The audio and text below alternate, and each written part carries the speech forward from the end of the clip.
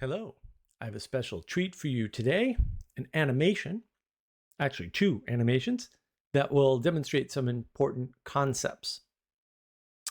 What we are talking about is perspective, scale, and detail.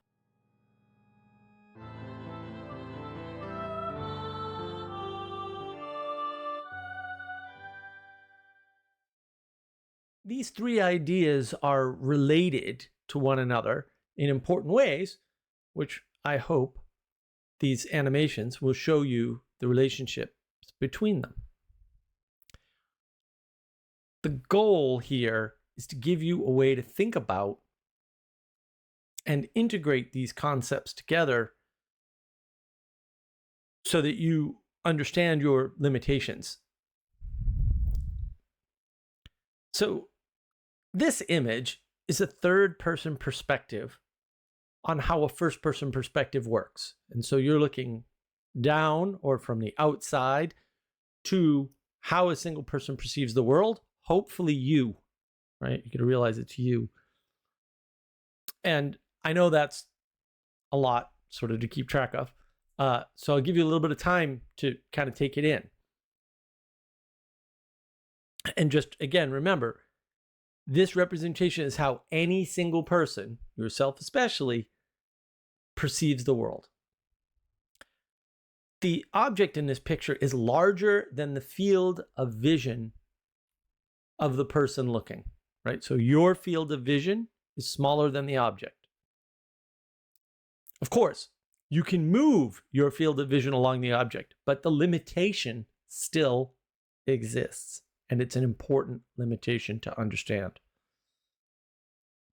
So there's a trade-off in your limited perspective with respect to objects larger than your immediate field of vision. You need to shift your focus to take in such an object. In this case, you shift your focus along the object itself. Now, your perspective dictates the level of detail that you can take in as well. The further away you are from something physically, the harder it gets to see important details. Let's assume that you're taking the so-called 40,000 foot view of a situation.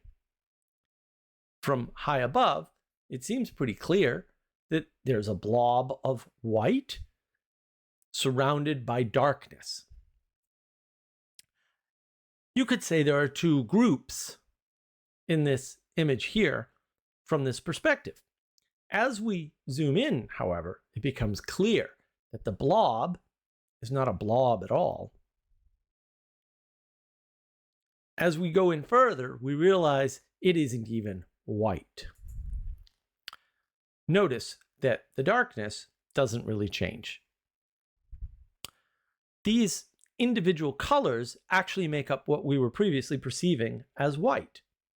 So with the enhance in detail, we get new information, and that information is that what appeared to be white was not actually white. The darkness is still quite uniform, however, and dark. So stopping here for a moment, another way to think about this is that in uniformity, there is darkness, but when these colors cooperate at a higher level, they form a white light.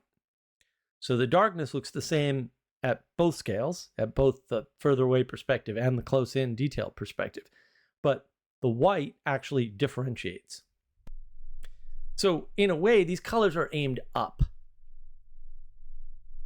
And as you can tell, as we zoom back out, whereas the flat, dark world remains intact, unchanging, void of all detail in its sameness. Another way to think about this is that as scales change, detail changes. More or less detail becomes available. Therefore, the rules, right, this is the scaling problem, the rules, even if they are the same, change in their implementation. At the lowest scale, colors together look different At the highest scale, they look like white light. Keep in mind, this is also technically true in science. Black is the absence of all color. White is the combination of all colors.